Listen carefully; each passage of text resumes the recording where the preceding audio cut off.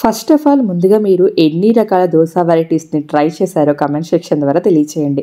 And ఇలా దోస వెరైటీస్ని ఇష్టపడే మీలాంటి వారి కోసం ఇవాళ నేను ఒక మంచి దోస రెసిపీని పరిచయం చేయబోతున్నాను. అండ్ ఇక్కడ నేను పరిచయం చేయబోయే dosa Tamil Nadu famous and special dosa Srirangam sambar dosa. చేయటం చాలా ఈజీ ప్రాసెస్. దోస వెరైటీస్లో ఇది కూడా ఒకటి.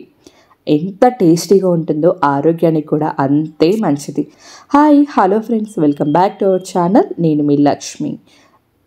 ఈ దోశను ప్రిపేర్ చేయడానికి ముందుగా ఒక మిక్సింగ్ బౌల్లోకి 1 కప్పు వరకు పొట్టు మినపప్పును తీసుకుంటున్నాను. నిజానికి ఇక్కడ మీరు పొట్టుతో సహా ఉన్న మినపగుళ్ళను యాడ్ చేసుకోవాలి.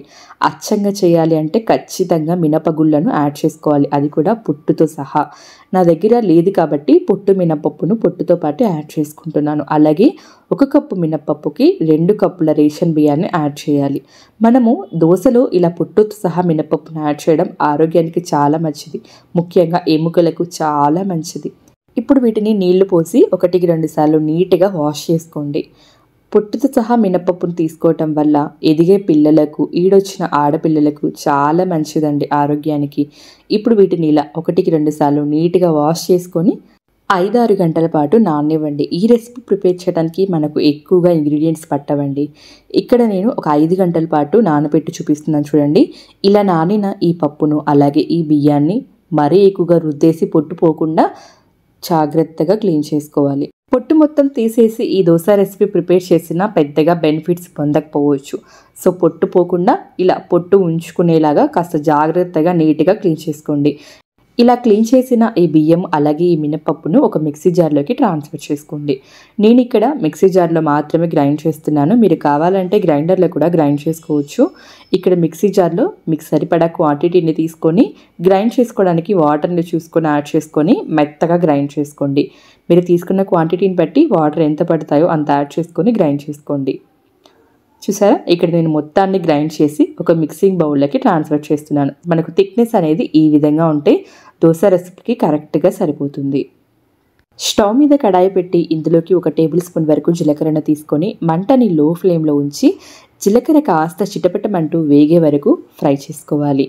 ఇలా వేగిన ఈ జీలకర్ర దోశకి ఒక మంచి టేస్ట్, అలాగే ఒక మంచి అరోమా, అలాగే మన ఆరోగ్యానికి ఒక మంచి పాత్ర పోషిస్తుందన్నమాట. ఇప్పుడు ఇలా ఫ్రై చేసుకున్న ఈ జీలకర్రని కుదిరితే మిక్సీ జార్లో లేదంటే ఇలా రోట్లోకి యాడ్ చేసుకోండి. అలాగే ఇందులో ఒక 1/2 టేబుల్ స్పూన్ వరకు మిరియాలను కూడా యాడ్ చేసుకోండి.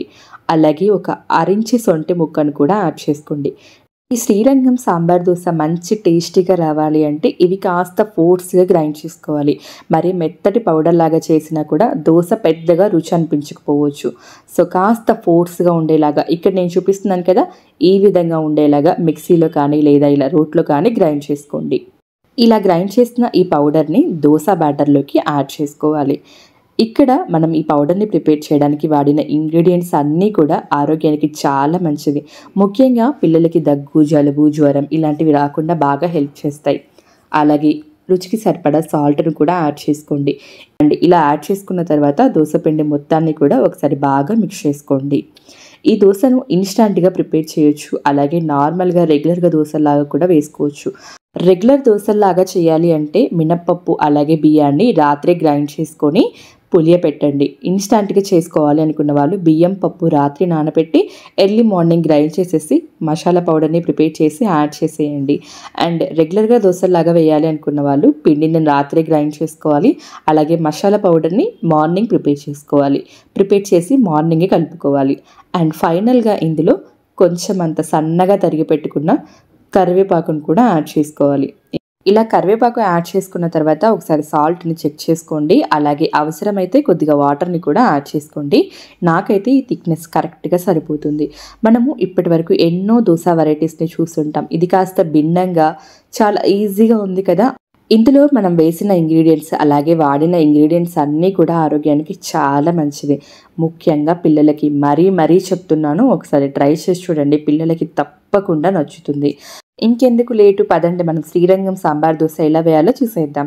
స్టవ్ మీద పెన్నం పెట్టి పెన్నం కాస్త వేడెక్కిన తర్వాత కొద్దిగా నూనెను వేసేసి టిష్యూ పేపర్తో పెన్నం మొత్తం బాగా స్ప్రెడ్ చేయండి.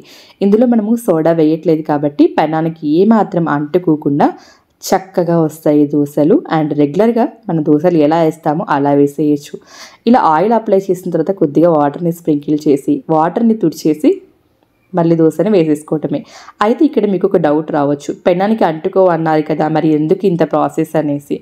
ఇలా క్లీన్ చేసి దోశలు వేయటం వల్ల పెనానికి బాగా స్టిక్ అయ్యి చూడటానికి అచ్చంగా పేపర్ దోశల్లాగా వస్తాయి దోశలు. మీరు ఎలా కావాలంటే ఇలా, ఇక్కడ నేను చూడటానికి పేపర్ దోశల్లాగా రావాలి అని చెప్పేసి ఇలా వేసాను. మీకు నెక్స్ట్ ఇది నార్మల్గా వేసి కూడా చూపిస్తాను. ఇలా వేసుకున్న తర్వాత కొద్దిగా ఆయిల్ని కానీ నెయ్యిని కానీ ప్రిఫర్ చేయండి. మీరు అచ్చంగా తమిళనాడు స్టైల్లో తినాలి అంటే నెయ్యిని మాత్రమే వాడాలి. ఇక్కడ నేనైతే నూనెని వేస్తున్నాను. ఇలా నూనెని వేసి కాసేపు కాలనివ్వండి. ఈ దోశలు రెగ్యులర్ దోశలాగా బాగా ఎర్రగా అయితే రావు, కాస్త తెల్ల తెల్లగా ఉంటాయి. తెల్లగా ఉన్న రుచి అనేది ఇంపార్టెంట్ కదా. దోశ ఒకవైపు కాలిన తర్వాత ఫ్లిప్ చేసి అటువైపు కూడా కాలనివ్వండి. చూసారా, దోశ పెన్నానికి ఎక్కడా కూడా అంటుకోలేదు. పైన టెక్స్చర్ చూడటానికి అచ్చంగా పేపర్ దోశకు వచ్చినట్లే ఉంది. ఇప్పుడు ఫ్లిప్ చేసి దోశను వేడివేడిగా సర్వ్ చేసుకోవడమే. చూసారా ఎంత చక్కగా ఉందో దోశ.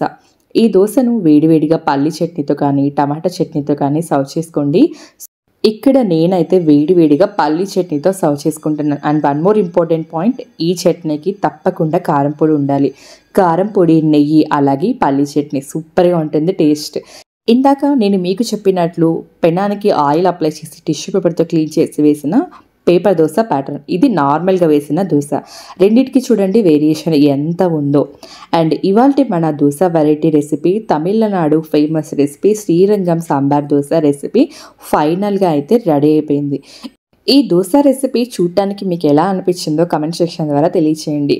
మనము రెగ్యులర్గా చేసే దోశ బ్యాటర్తో ఇన్స్టాంట్గా దోశలు వేస్తే కాస్త గట్టిగా అనిపిస్తాయి, కానీ ఇవి మాత్రం చాలా మెత్తగా ఉంటాయి.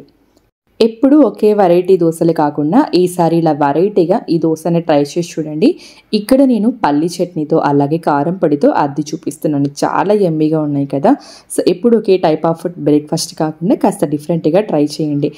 రెగ్యులర్గా చేసేలాగా బియ్యంతో అలాగే సూజీ రవ్వతో కాకుండా కాస్త డిఫరెంట్గా హెల్తీగా ఉండేలాగా, ప్రోటీన్స్ పుష్కలంగా ఉండేలాగా, పండు ముసలి వాళ్ళ దగ్గర నుండి పసిపిల్లలు కూడా తినేంత సాఫ్ట్గా ఉండేలాగా ఇవాళ మన హెల్తీ బ్రేక్ఫాస్ట్ రెసిపీ స్టార్ట్ చేద్దాం. ముందుగా ఒక మిక్సీ జార్లోకి ఒక అరకప్పు వరకు కాబోలి శనగలను రాత్రంతా నానబెట్టుకొని చక్కగా వాష్ చేసుకొని యాడ్ చేసుకోండి. అలాగే 1/4 కప్ గోధుమ రవ్వని రాత్రంతా నానబెట్టి ఆ గోధుమ రవ్వని వాటర్తో సహా యాడ్ చేయండి. అలాగే ఇందులో మీరు తినే కారాన్ని బట్టి 2 లేదా 3 పచ్చిమిర్చి, అలాగే ఒక 1/2 ఇంచు అల్లం ముక్కను కూడా యాడ్ చేసుకోండి. ఒక చిన్న కప్పు పచ్చి కొబ్బరిని యాడ్ చేసుకోండి. ఇన్ కేస్ మీ దగ్గర పచ్చి కొబ్బరి లేకపోతే పెరుగును యాడ్ చేసుకోండి. అలాగే కొంచెం అంత కొత్తిమీరను కూడా యాడ్ చేసి ఒక 1/2 టీ స్పూన్ వరకు జీలకర్రను కూడా యాడ్ చేయండి. వీటన్నింటిలో అవసరానికి సరిపడా కొద్దిగా వాటర్ యాడ్ చేసుకొని ఫైన్ పేస్ట్ లాగా మిక్సీ పట్టుకోండి. ఇలా మెత్తటి పేస్ట్ లాగా ఉండాలి పిండి. ఇలా మెత్తగా గ్రైండ్ చేసుకున్న ఈ బ్యాటర్ మొత్తాన్ని కూడా ఒక బౌల్లోకి ట్రాన్స్ఫర్ చేసుకోండి. మనం ప్రిపేర్ చేసిన ఈ బ్యాటర్లో ప్రోటీన్స్ పుష్కలంగా ఉండడం వల్ల ఎక్కువ రోజులు నిల్వ ఉండదు. మ్యాక్సిమం 2 days ఉంటుంది. ఎక్కువ రోజులు ఉంటే పులిసిపోతుందండి. ఇందులో రుచికి సరిపడా సాల్ట్, అలాగే 1/4 టీ స్పూన్ కన్నా కూడా కాస్త తక్కువగా పసుపు, అలాగే కొద్దిగా ఇంగువ మీకు నచ్చితే యాడ్ చేయండి, లేదంటే స్కిప్ చేయండి. అలాగే ఇందులో అవసరానికి సరిపడా వాటర్ని యాడ్ చేసి మనకి దోశ బ్యాటర్ ఏ కన్సిస్టెన్సీలో ఉండాలో అదే విధంగా ఈ బ్యాటర్ని కూడా మిక్స్ చేసుకోవాలి. ఈ బ్యాటర్ మరీ పల్చగా లేకుండా మరీ గట్టిగా లేకుండా ఈ విధంగా ఉంటే కరెక్ట్గా సరిపోతుంది. ఇప్పుడు స్టవ్ మీద పెనం పెట్టి పెనం బాగా హీట్ ఎక్కిన తర్వాత కొద్దిగా ఆయిల్ వేసి ఒక టిష్యూ పేపర్ని లేదా ఒక కాటన్ క్లాత్ తీసుకొని చక్కగా తుడిచేసి కొద్దిగా వాటర్ని స్ప్రింకిల్ చేయండి. ఇక్కడ నేను వాడేది ఉక్కు పెన్నం కాబట్టి ఈ ప్రాసెస్లో చేస్తున్నాను. నాన్ స్టిక్ అయితే మీరు రెగ్యులర్గా దోశలు ఎలా వేస్తారో అలా వేసేయండి. కొద్దిగా పిండిని తీసుకొని ఎంత వీలైతే అంత పల్చగా స్ప్రెడ్ చేసుకోండి. ఈ దోశలు పల్చగా స్ప్రెడ్ చేస్తే రావేమో అనే డౌట్ ఉంటుంది కదా, అలా ఏమీ లేదండి. మీరు మందంగా వేసినా వస్తాయి, పల్చగా వేసినా కూడా వస్తాయి. పిండి కాస్త పచ్చిగా ఉన్నప్పుడే సన్నగా తరిగి పెట్టుకున్న ఉల్లిపాయ ముక్కలు, సన్నగా తరిగిన కొత్తిమీర, అలాగే సన్నగా తరిగిన పచ్చిమిర్చి ముక్కలను కూడా వేసి కాస్త లైట్గా ప్రెస్ చేశారనుకోండి, ఈ ముక్కలన్నీ కూడా దోశకి అంటుకుపోతాయి. తినేటప్పుడు మధ్య మధ్యలో పంటకి తగులుతుంటే క్రంచీగా భలే ఉంటాయండి. ఒకవేళ మీరు చిన్న పిల్లలకి లేదా పెద్దవాళ్ళకి చేయాలనుకుంటే ఈ వెజిటబుల్స్ని స్కిప్ చేయండి. లైట్గా ఆయిల్ని కానీ నెయ్యిని కానీ అప్లై చేసి అటువైపు కూడా ఫ్లిప్ చేసి కాసేపు కాలనివ్వండి. ఈ దోశలు ఎర్రగా రావేమో అనే టెన్షన్ కూడా లేదండి. చక్కగా లైట్ గోల్డెన్ కలర్లో భలే ఉంటాయి. అటువైపు కూడా కాస్త కాలిన తర్వాత వేడి వేడిగా మీరు ఏ చట్నీతో సర్వ్ చేసుకున్నా కూడా సూపర్గా ఉంటాయండి. మీకు ఇక్కడ దోశ చూస్తుంటేనే తెలుస్తుంది కదా ఎంత సాఫ్ట్గా ఉందో అనేసి. సో మనం హెల్దీగా ఉండాలంటే early morning compulsory healthy breakfast తీసుకోవాల్సిందే. ఇక్కడ నేనైతే ఈ దోశల్ని కొబ్బరి చట్నీతో సర్వ్ చేసుకుంటున్నాను. అలాగే సలాడ్గా టమాటా సర్వ్ చేశాను. అండ్ మీకు నచ్చిన వెజిటబుల్తో సర్వ్ చేసుకోండి. చూడండి ఎంత సాఫ్ట్గా ఉందో. సో ఈజీగా పిల్లలైనా పెద్దలైనా ఇట్టే నమిలేయచ్చు అనమాట. నోట్లో ఇలా పెట్టగానే అలా మెల్ట్ అయిపోతుంది. అంత టేస్టీగా ఉంటుంది. అండ్ ఇందులో వాడిన ఇంగ్రీడియంట్స్ అన్నీ కూడా ఆరోగ్యానికి చాలా మంచిది. ఇంట్లో ఉన్న బ్రెడ్తోనే ఎక్కువ ఇంగ్రీడియంట్స్ లేకుండా చాలా సింపుల్గా టేస్టీగా క్రిస్పీగా ఉండే ఈ ఇన్స్టంట్ దోశ ఎలా ప్రిపేర్ చేయాలో చూద్దామా? బ్రెడ్ దోశని ప్రిపేర్ చేయడానికి ముందుగా ఒక 6 స్లైసెస్ వరకు మిల్క్ బ్రెడ్ తీసుకుంటున్నాను. మీరు మిల్క్ బ్రెడ్ బదులు బ్రౌన్ బ్రెడ్ అయినా తీసుకోవచ్చు. అండ్ ముందుగా దోశని ప్రిపేర్ చేయడానికి ఈ బ్రౌన్ పార్ట్ మొత్తాన్ని కూడా రిమూవ్ చేసుకోవాలి. మీరు కావాలంటే అలాగే ఉంచుకోవచ్చు, బట్ కానీ దోశ రంగు అనేది మారిపోతుంది. అందుకోసం నేను ఇక్కడ బ్రౌన్ పార్ట్ మొత్తాన్ని కూడా రిమూవ్ చేస్తున్నాను. ఇలా బ్రౌన్ పార్ట్ మొత్తాన్ని రిమూవ్ చేసుకున్న తర్వాత ఈ బ్రెడ్ ముక్కల్ని ఇలా చిన్న ముక్కలుగా కట్ చేసుకోవాలి. ఇలా కట్ చేసుకున్న ఈ బ్రెడ్ ముక్కలు అన్నింటినీ కూడా ఒక మిక్సీ జార్లోకి ట్రాన్స్ఫర్ చేసి ఫైన్ పౌడర్ లాగా గ్రైండ్ చేసుకోవాలి. ఇలా బ్రెడ్ మొత్తాన్ని ఫైన్ పౌడర్ లాగా గ్రైండ్ చేసుకున్న తర్వాత ఇందులోకి బాగా పులిసిన పెరుగు కానీ లేదా నార్మల్ పెరుగు కానీ ఒక 1/2 కప్ వరకు యాడ్ చేసుకోవాలి. ఇప్పుడు ఇందులో ఒక 1 కప్ వరకు సూజీ రవ్వ, అలాగే ఇదే కప్పుతో ఒక 1 కప్ వరకు వాటర్ని యాడ్ చేసి ఫైన్ పేస్ట్ లాగా గ్రైండ్ చేసుకోవాలి. ఇలా ఫైన్ పేస్ట్ లాగా గ్రైండ్ చేసుకున్న తర్వాత పిండి మీకు బాగా చిక్కగా అనిపిస్తే కొద్దిగా వాటర్ని యాడ్ చేసుకోండి. నాకైతే కరెక్ట్గా సరిపోయింది కన్సిస్టెన్సీ. ఇప్పుడు ఇందులోకి రుచికి సరిపడా సాల్ట్, అలాగే కొద్దిగా వంట సోడాని యాడ్ చేసుకోండి. ఇప్పుడు ఈ పిండి మొత్తాన్ని బాగా స్పీడ్ మీద కాకుండా కొద్దిగా నార్మల్గా ఒకసారి బాగా మిక్స్ చేయండి. చూసారా, బ్యాటర్ థిక్నెస్ అనేది మనకు ఈ విధంగా ఉండాలి. మరీ పల్చగా ఉండకూడదు, అలానే మరీ చిక్కగా కూడా ఉండకూడదు. ప్యాన్ బాగా హీట్ ఎక్కిన తర్వాత మంటని లో ఫ్లేమ్లో ఉంచి కొద్దిగా వాటర్ స్ప్రింకిల్ చేసి తుడిచేసి దోశ బ్యాటర్తో దోశలు వేసేసుకోవడమే. దోశ మరీ పల్చగా కాకుండా అలానే మరీ మందంగా కాకుండా మీడియం సైజులో వేసుకోండి. ఇలా దోశ వేసుకున్న తర్వాత మంటని మీడియం ఫ్లేమ్లోకి టర్న్ చేసి మీకు నచ్చితే కొద్దిగా నెయ్యి కానీ లేదా నూనెని కానీ వేసుకోండి. ఇప్పుడు దోశ మంచి రంగు వచ్చే వరకు కాలనివ్వండి. దోశ ఇలా బాగా మంచి ఎర్రటి రంగులోకి ట్రాన్స్ఫర్ అయిన తర్వాత అట్ల కాడతో దోశను ఒకసారి బాగా ఇలా తీసేసి మళ్ళీ అటువైపు ఫ్లిప్ చేసి 1 నిమిషం పాటు కాలనివ్వండి. అటువైపు కూడా 1 నిమిషం పాటు కాలిన తర్వాత వేడి వేడిగా ఈ ఇన్స్టంట్ బ్రెడ్ దోశని పల్లి చట్నీతో కానీ లేదా అల్లం చట్నీతో కానీ లేదా టమాటా చట్నీతో కానీ సర్వ్ చేసుకుంటే సూపర్గా ఉంటుంది. దోశ పిండి, ఇడ్లీ పిండి ఇంట్లో లేనప్పుడు ఎప్పుడు బ్రెడ్ జామే కాకుండా ఆ బ్రెడ్తో ఇలా ఇన్స్టంట్గా క్రిస్పీగా టేస్టీగా దోశను ట్రై చేయండి, తప్పకుండా నచ్చుతుంది. టేస్టీగా ఇన్స్టంట్గా అప్పటికప్పుడు ఏదైనా బ్రేక్ఫాస్ట్ చేయాలి అనుకుంటే పిల్లల నుంచి పెద్దవాళ్ళ వరకు ఎంతగానో ఇష్టపడే స్వీట్ కార్న్తో ఈరోజు మనము క్రిస్పీగా టేస్టీగా ఉండే దోశని ఎలా చేయాలో చూద్దామా? ముందుగా ఒక 1/2 కప్ పెసరపప్పు, 1/4 కప్పు బియ్యాన్ని బాగా కడిగి నీళ్లు పోసి 1 గంట పాటు నానబెట్టాలి. ఇప్పుడు మిక్సీ జార్లో 1 కప్పు స్వీట్ కార్న్ విత్తనాలు వేయండి. మీరు స్వీట్ కార్న్ ముక్కల బదులు మొక్కజొన్న పొత్తుల విత్తనాలను కూడా తీసుకోవచ్చు. బాగా నానబెట్టిన పెసరపప్పు బియ్యాన్ని బాగా కడిగి నీళ్లు వడకట్టి తీసుకోండి. పప్పు నానబెట్టడానికి మీకు అంత టైం లేదు అనుకున్న వాళ్ళు కాస్త గోరువెచ్చగా ఉన్న నీళ్ళల్లో అరగంట పాటు నానబెడితే సరిపోతుంది. అరగంట పాటు నానబెట్టిన 1/4 కప్పు గోధుమ రవ్వని వాటర్తో కలిపి వేయండి. ఇప్పుడు ఇందులోనే ఒక 1/2 టీ స్పూన్ జీలకర్ర, కొద్దిగా కరివేపాకు, 1 ఇంచు అల్లం ముక్క, మీరు తినే కారాన్ని బట్టి పచ్చిమిర్చి వీటిని వేసి ఇలా మెత్తటి పేస్ట్ లాగా మిక్సీ పెట్టాలి. ఇప్పుడు మనకు బ్యాటర్ అనేది ఈ కన్సిస్టెన్సీలో ఉంటే సరిపోతుంది. అవసరమైతే కొద్దిగా వాటర్ని వేసుకోండి. ఇప్పుడు ఇందులో రుచికి సరిపడా ఉప్పు వేసి బాగా కలపండి. దోశ వేయటానికి స్టవ్ ఆన్ చేసి ప్యాన్ హీట్ చేసి ప్యాన్ ఇలా బాగా హీట్ ఎక్కాక కొద్దిగా వాటర్ చల్లి మంటని లో ఫ్లేమ్లో పెట్టి దోశ వేయాలి. దోశ వేయటం కంప్లీట్గా అయ్యాక ఫ్లేమ్ని హై ఫ్లేమ్లో పెట్టాలి. ఇలా చేయడం వల్ల దోశ అనేది ఈవెన్గా మంచి రంగులో ఫ్రై అవుతుంది. దోశ ఇలా కొద్దిగా రంగు మారాక ఆయిల్ని వేయాలి. ఈ dosa light golden brown colour వచ్చేంత వరకు ఫ్రై అవ్వనివ్వాలి. ఇప్పుడు ఇలా కలర్ కొద్దిగా చేంజ్ అయిన తర్వాత స్పైసీగా ఉన్న ఉల్లిపాయ పచ్చడిని వేయాలి. ఈ ఉల్లిపాయ పచ్చడి చేయడం పెద్ద కష్టం ఏమీ కాదు.